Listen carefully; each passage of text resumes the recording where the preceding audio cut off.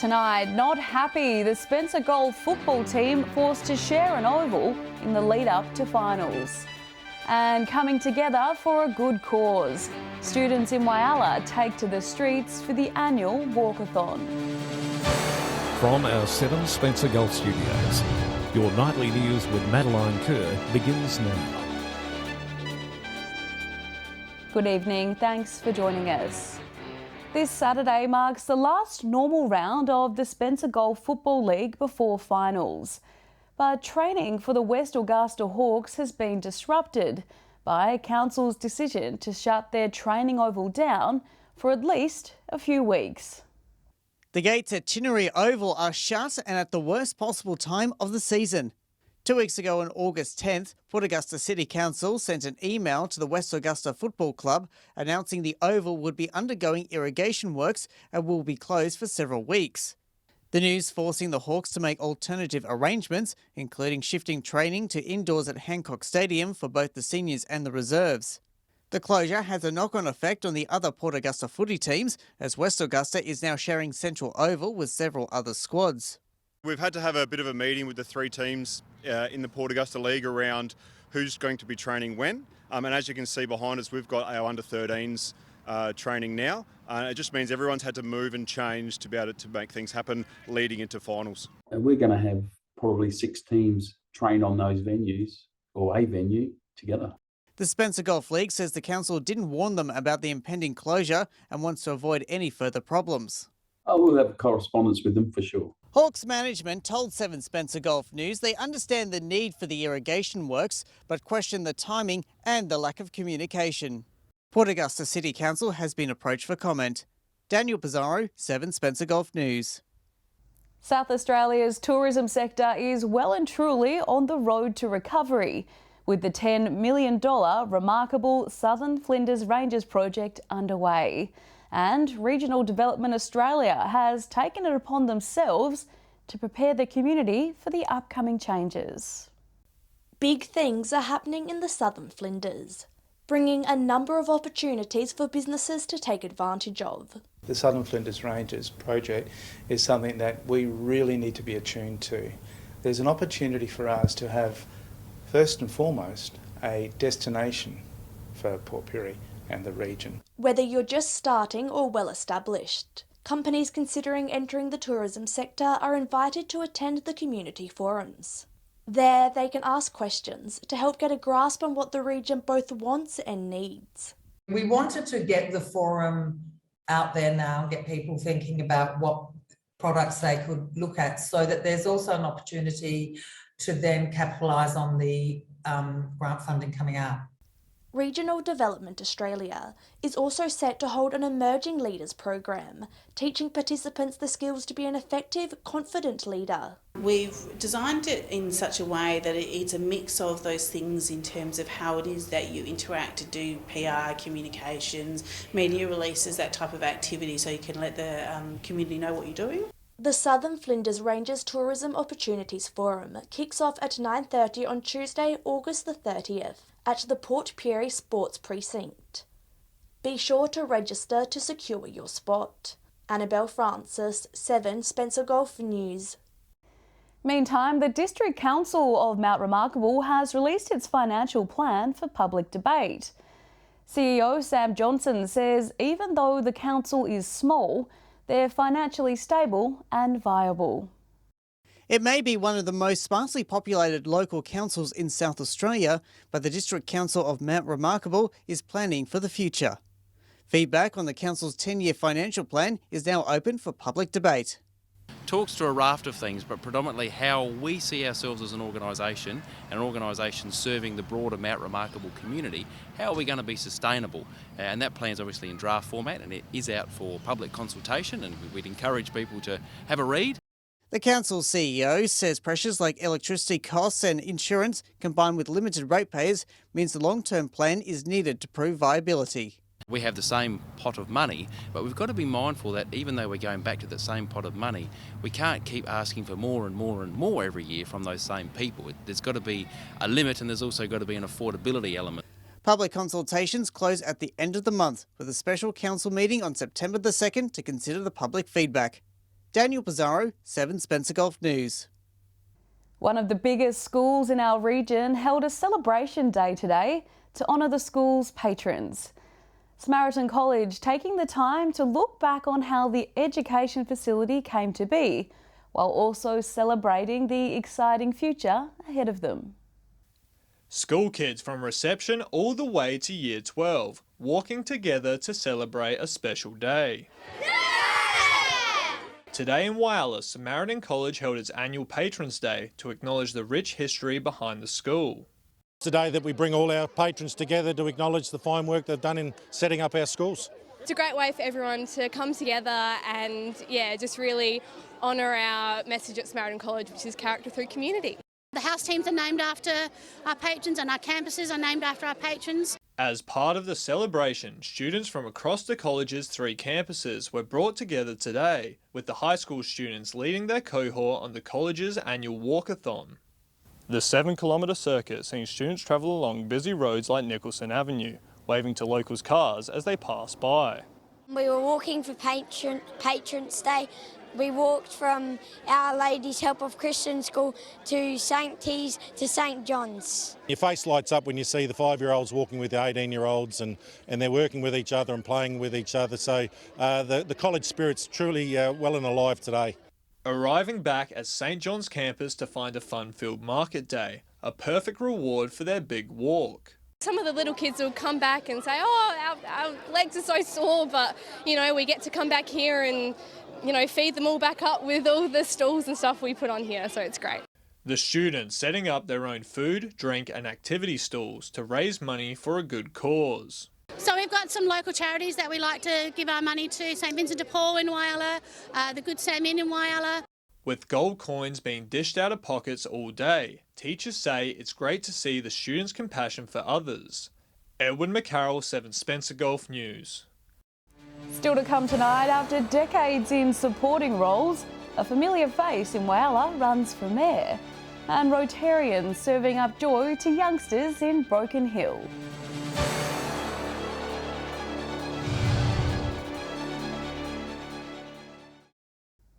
Welcome back.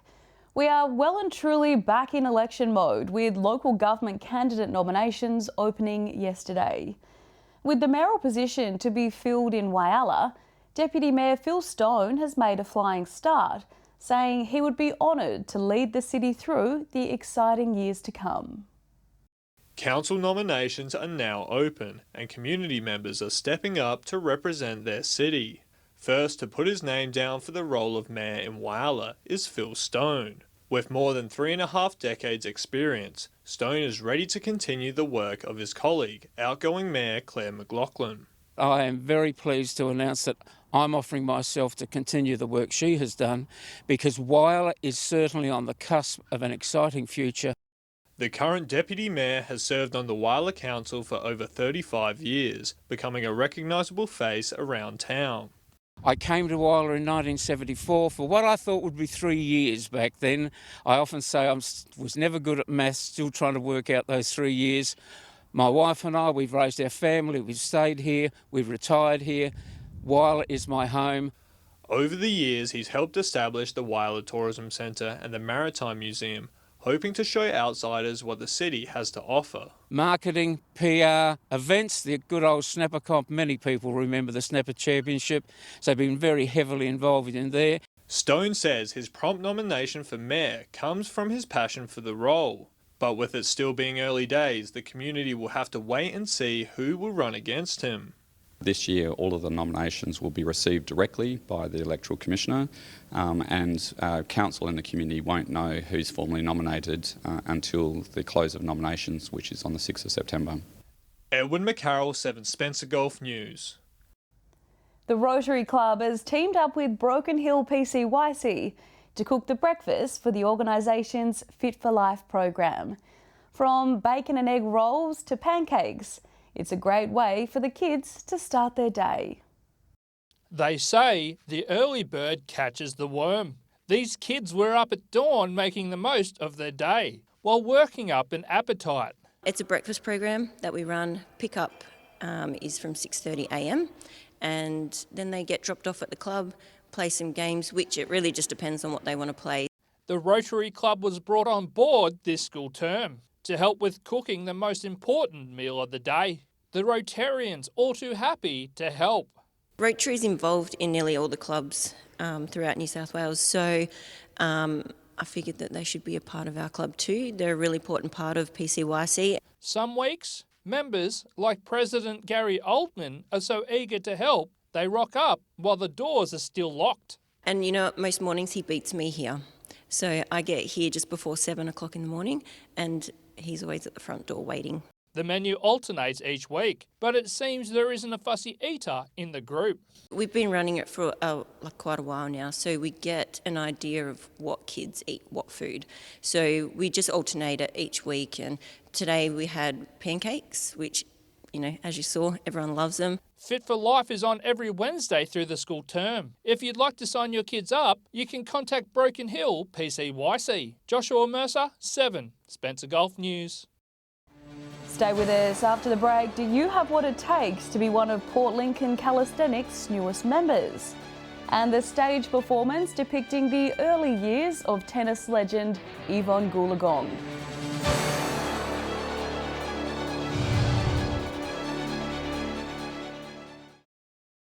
Welcome back.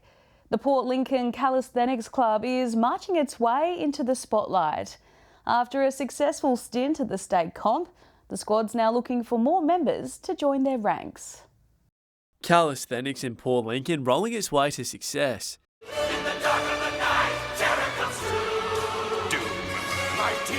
After working hard on perfecting their intricate routines, the effort paid off, with the club claiming first place at this year's state championships in Adelaide.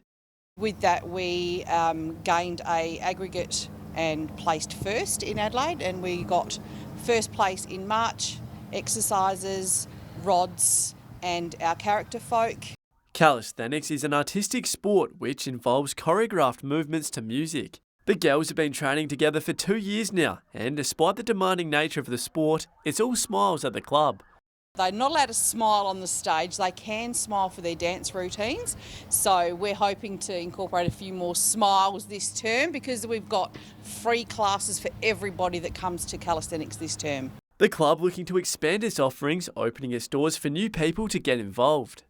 We want to be inclusive and get as many people into the club, so whether that be boys or girls, and all abilities. We want to include everybody. Classes include Tinies for children 3 to 7 held on Monday nights and Sub-Juniors which are 8 and 11-year-olds on Tuesday nights. The club now preparing for a big Christmas show. We will have a Christmas concert end of November, I think it's going to be, so we'll keep that on our Facebook page once we know what's going on. But hopefully we can have more girls and have a lovely Christmas concert. For more information, you can check out the club's Facebook page. Henry Millick, 7 Spencer Gulf News. Country Arts SA and Performing Lines have partnered up to produce a show the audience will remember for a lifetime. Sunshine Supergirl is about Australian icon Yvonne Goolagong, who became the #1 tennis player in the world at the young age of just 19. Celebrating our history and reflecting on the struggle for equality, Sunshine Supergirl is sure to tug at some heartstrings. In the 1980s, when I was a young Aboriginal girl growing up in regional Victoria, we all knew about Yvonne Goolagong. After reading Yvonne Goolagong's book, Andrea knew it was a story she wanted to bring to the stage. It's to inspire and to encourage and also to celebrate, this really amazing story that all of Australia should be really proud of. Like any great performance, a lot of hard work goes on behind the scenes, including research, rehearsals and casting the right crew. Tenacity, for sure, her fire. Also her sportsmanship, all the shapes that she makes. I can only, hope to come somewhere near as athletic as she is. The cast encourage everyone to attend the show, saying there is a lot to learn and some laughs to have. People will come to understand that there is so much young Aboriginal talent out there and that, if we foster the right support, if we all rally around it, like anything is possible. Unfortunately, due to illness in the company, the producers have made the difficult decision to cancel tonight's performance in Port Pirie. However, it is still going ahead in Whyalla as planned on Saturday.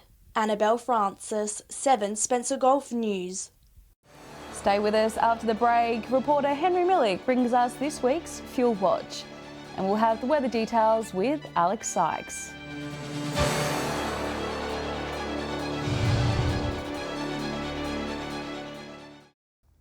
Welcome back. Over the past few weeks, fuel prices have been steadily on the decline, relieving pressure for commuters.